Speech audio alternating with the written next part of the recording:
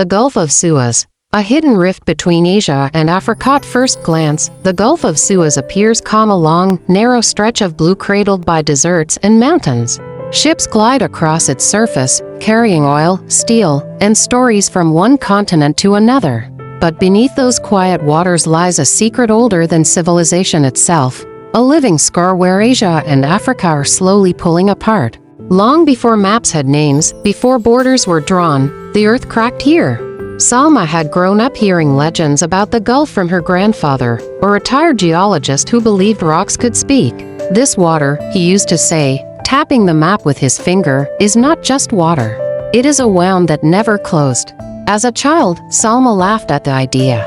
As a scientist, she returned to prove him right. Her research vessel anchored near the center of the Gulf just before sunset. The sea glowed amber, reflecting the Sinai Mountains to the east and the African coast to the west, two lands facing each other like rivals frozen in time. Beneath the ship, sensors recorded faint tremors, tiny movements deep below the seabed. The continents were still drifting, still separating, millimeter by millimeter. That night, Salma stood alone on deck. The wind carried the smell of salt and ancient stone.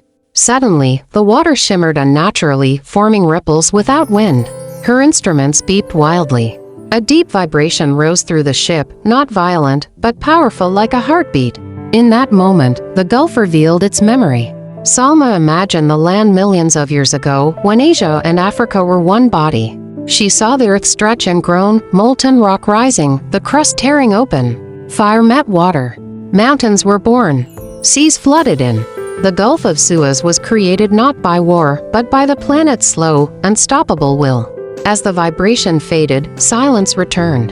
Yet Salma felt changed. She realized this rift had shaped more than geology, it had shaped history.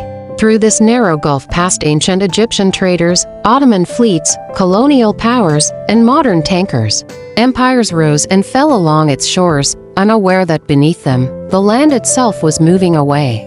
At dawn, the sun rose between the two continents, painting the water gold. Asia stood on one side, Africa on the other, separated by a gap that was growing, patiently, eternally. Salma recorded her findings, but no data could fully capture what she felt. The Gulf of Suez was not empty space.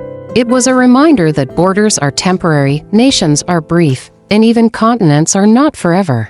Beneath the ships and politics, beneath the trade routes and wars, the earth continues its ancient journey, quietly tearing itself apart, creating new worlds in the process.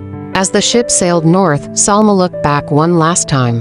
The Gulf lay still, hiding its power beneath calm waters, a silent divide between Asia and Africa, live, shifting, and waiting for those who dared to listen.